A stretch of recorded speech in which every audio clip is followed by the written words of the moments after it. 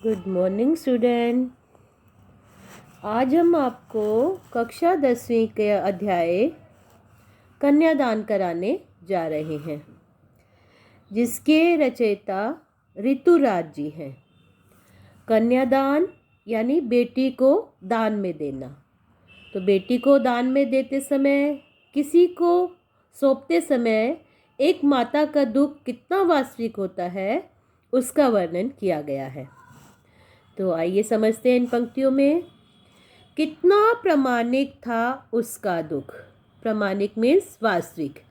तो प्रस्तुत पंक्तियाँ हमारी हिंदी की पाठ्य पुस्तक क्षितिज में से कन्यादान नामक कविता में से ली गई हैं, जिसके रचयिता ऋतुराज जी हैं, जो बेटी को विदा करते समय एक माता की दशा का वर्णन करते हुए बता रहे हैं। प्रामाणिक मीन्स वास्तविक, यानी जब बेटी को विदा कर रही थी तो उसका मीन्स माता का दुख जो है कितना वास्तविक था। लड़की को दान में देते समय, जब वो लड़की को दूसरे के हाथ में सौंप रही थी तो माता का दुख जो है वास्तविक था, जैसे वही उसकी अंतिम पूंजी हो। यानी बेटी को अंतिम पूंजी माना गया है। पूंजी मीन्स धरोहर, क्योंकि माता और बेटी का अनोखा रिश्ता होता है। माता ही बेटी को अच्छे बुरे की बात समझाती है। लड़की अभी सयानी नहीं हुई थी। सयानी का मतलब यहाँ पर परिपक्व होना, यानी विवाह के योग्य हो गई थी, लेकिन उसको जिम्मेदारियों का आभास नहीं था। अभी इतनी भोली और सरल थी।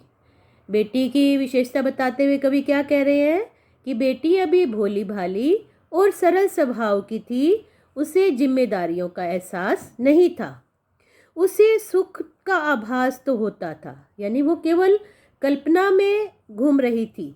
सुखों की बातें तो उसको अच्छी लग रही थी, लेकिन आगे जाकर क्या दुख झेलने पड़ेंगे ये उसको आभास नहीं था। उसे दुख बाँचना नहीं आता था, यानी आगे जाकर क्या क्या दुख झेलने पड़ेंगे ये उसको ज्ञान नहीं था। पाठिका थी वह धुंधले प्रकाश की, कुछ तुकों की, कुछ लयबद्ध पंक्तियों की। धुंधला प्रकाश क्यों कहा गया? क्योंकि बेटी जब विदा होकर दूसरे घर जाएगी, उसको वहाँ सुख सुविधाओं का ज्ञान नहीं होगा। कैसे जिम्मेदारियाँ संभालनी है ये उसको पता नहीं था। माता पिता ने जितना ही ज्ञान उसे दिया था, केवल वो बातें ही उसको पता थी। आगे की बातें उसके लिए धुंधले प्रकाश की भांति थी। Second stanza. माँ ने कहा पानी में झांककर अपने चेहरे पर मत रीझना। यानी बेटी को माता शिक्षा दे रही है कि अपनी सुंदरता पर खुश मत हो जाना। यानी तुम नए नए वस्त्र पहनोगी, गहने पहनोगी, तो अपनी परछाई को देखकर, अपनी छाया को देखकर अपने चेहरे पर खुश मत हो जाना। आग रोटियां सेकने के लिए है, जलने के लिए नहीं। आगे सचेत करती हुई माता क्या कहती है कि जब रसोई घर में तुम काम करना तो ध्यान से काम करना, क्योंकि आग रोटियां पकाने के लिए होती है, जल मरने के लिए नहीं होती। यहाँ कुछ रूढ़िवादी परिवारों की बात की जा रही है जो दहेज के लोभी होते हैं। अधिकतर लोग जो है दहेज न मिलने पर बेटियों को जला देते हैं। यह बेटियां भी इतनी सयानी नहीं होती कि वो दुखों को बर्दाश्त नहीं कर पाती और अपने आप को आग में झोंक लेती हैं। वस्त्र और आभूषण शाब्दिक भ्रमों की तरह हैं, बंधन है स्त्री जीवन का। माता बेटी को क्या समझा रही है? वस्त्र और आभूषण के जालों में नहीं फंसना, क्योंकि ये स्त्री जीवन के बंधन होते हैं। यानी तुम इनके बदले में अपनी आज़ादी को ना बेच देना। माँ ने कहा लड़की होना पर लड़की जैसी दिखाई ना देना। आगे माता क्या कह रही है कि तुम स्वभाव से भोली भाली रहना, स्वार्थी या चालाक न होना, इतनी भी कमजोर ना बन जाना कि तुम पर अत्याचार होने लगे। यानी लड़की तो होना, लेकिन लड़की जैसी दिखाई ना देना। Good morning student.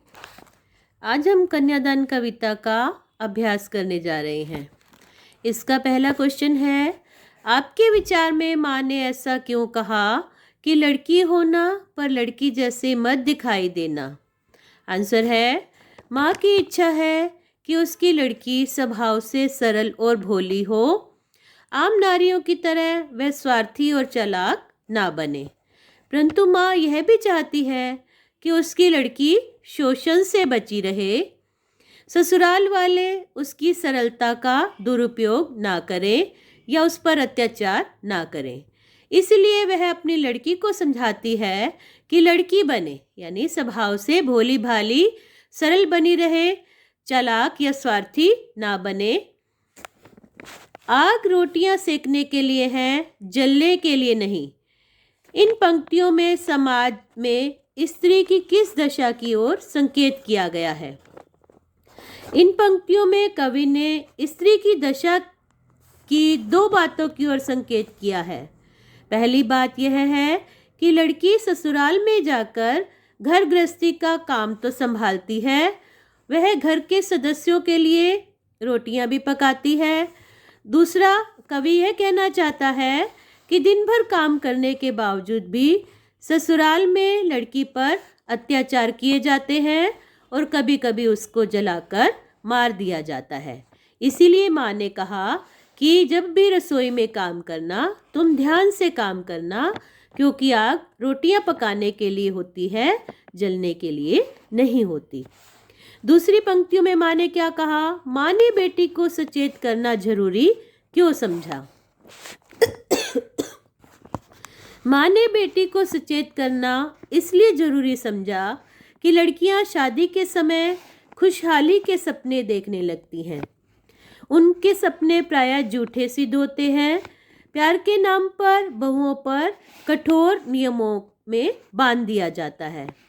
यदि वह ससुराल वालों के अनुसार काम नहीं करती तो उस पर तरह तरह के अत्याचार किए जाते हैं, कभी कभी जलाकर मार दिया जाता है। इसलिए प्रत्येक बहू को बड़ी सावधानी से ससुराल में रहना होता है। नेक्स्ट प्रश्न है, पाठिका थी वह धुंधले प्रकाश की, कुछ तुकों की और कुछ लयबद्ध पंक्तियों की। इन पंक्तियों को पढ़कर लड़की की जो छवि आपके सामने उभर कर आती है उसे शब्दबद्ध कीजिए। इन पंक्तियों को पढ़कर हमारे सामने एक भोली भाली लड़की की छवि उभर कर आती है जो विवाह के काल्पनिक सुखों का आनंद ले रही है। वह यह सोचती है कि जब वह सज धज कर ससुराल जाएगी तो उस पर उसका पति और ससुराल वाले जो हैं रीझ जाएंगे। सास ससुर उसे पलकों पर बिठाकर रखेंगे, उसके नाज नखरों को सहन करेंगे।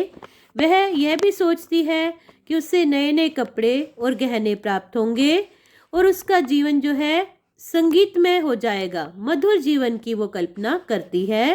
परंतु वह यह नहीं जानती कि ससुराल जाकर उसको घर गृहस्थी का काम करना पड़ेगा, चूल्हा चौका भी संभालना पड़ेगा और सास ससुर के ताने भी सुनने पड़ेंगे। नेक्स्ट प्रश्न में माँ को अपनी बेटी अंतिम पूंजी क्यों लग रही थी। अक्सर माँ अपनी बेटी या बहन के साथ दुखों को बांटती है। शादी से पूर्व बेटी ही माँ की पूंजी होती है। वह सुख दुख की सारी बातें उसी से करती है, अपना दुख उसको कह सकती है। बेटी माँ के सुख दुख में साझी होती है, इसलिए माँ को बेटी अंतिम पूंजी के समान लगती है। क्योंकि कन्यादान के बाद अब उसकी बेटी चली जाएगी तो वह अपना सुख दुख किसके साथ बांटेगी। माँ ने बेटी को क्या क्या सीख दी। माँ ने बेटी को सीख दी कि कभी भी अपनी सुंदरता पर मत रीझना, अपनी प्रशंसा सुनकर तुम खुश मत हो जाना। घर गृहस्थी का काम तो करना, लेकिन ससुराल वालों के अत्याचार बिल्कुल भी सहन न करना। माँ बेटी को यह शिक्षा देती है कि वह कपड़े और गहनों के बदले में अपनी आज़ादी को ना बेच दे, अपना व्यक्तित्व हमेशा बनाए रखे। माँ ने यह भी समझाया कि सरलता, कोमलता और भोलेपन को इस प्रकार न प्रकट करे कि ससुराल वाले उसका अनुचित लाभ उठाएं।